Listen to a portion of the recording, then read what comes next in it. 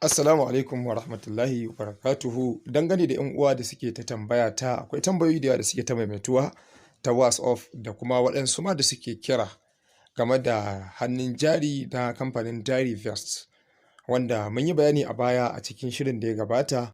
Amma har izuwa yanzu akwai 'yan uwa da suke ta maimaita tambayoyi ba su fahimci abubuwa da yawa ba. Na ɗaya, yanda za su yi rijista. Na biyu, yanda ya za a yi su ma sa kuɗin su siyi hannun jarin, da yawa ba ma su sani ba. In sun siya kuma ta yaya za a yi su gane ya suke samun riba. To ku kwantar da hankalinku, yanzu zan muku bayani filla-filla yanda za ku gane. To amma game da yanda za ka yi rijista abu ne a fili. Ka danna wannan link, yanzu duba ƙasan bidiyon da na baka a yanzu za ka ga link. Na rubuta Dairyvest a ƙasa, shiga link ɗin yanzu haka, ko kuma bari in ka gama gani ka koma ka danna link ɗin. In ka danna link ɗin, kuma in waya biyu ce a hannunka kai amfani da ɗaya kana bin bayani na kana shiga.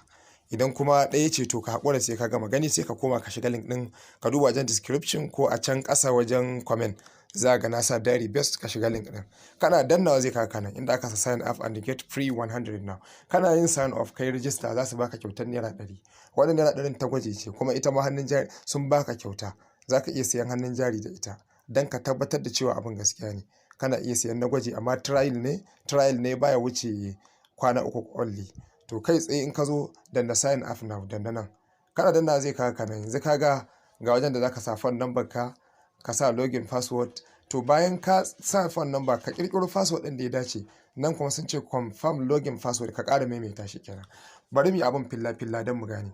Misali nan gurin za mu rubuta muƙaddara wannan ita ce lambar 08111683952. Wannan ita ce phone number, to ita ce za ta zama username kuma da'iman. To nan password muƙaddara ka zaɓi 1 2 3 4 5 6, to shi za ka maimaita a ƙasa 1 2 3 4 5 6. Muƙaddara shi ne, amma ba ka shawarar ka ɗauki wannan ka haɗa password ɗin da ba za ka manta ba, wanda kuma wani ba zai gano sirrinka ba. To nan gurin da kake gani nan ƙasa nan wannan column ɗin, a nan ne za ka na ƙasa kenan, a nan gurin za ka rubuta ID. A wannan column na ƙasa za ka ga ID ɗin wanda inviting ɗinka ni kenan, za ka ga ID na. Idan baka gani ba ka duba a column na ƙarshe na ƙasa baka ga ID na ba, kana iya tuntuɓa ta ni kuma in gaya maka ka sanya. Kana sa ID na to da na register now. Kana danna register now zai sa maka successful.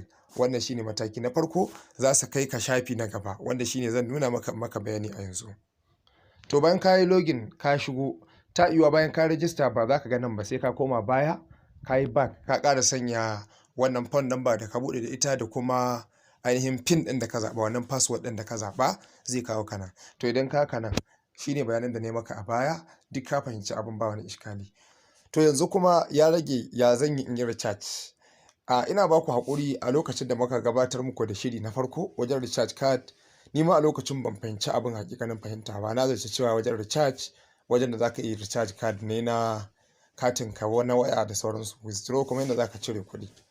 To ba haka ba ne, wajen recharge ɗin nan ta ne za ka iya payment ka je ka siya, ta ne za ka iya siyan wannan, za ka biya su kuɗin da za ka siya wannan hannun jari. Misali idan ka dana recharge zai tafi da kai zai kawo ka nan. Kaga anan gurin ka duba da inda aka sa please contact customer service for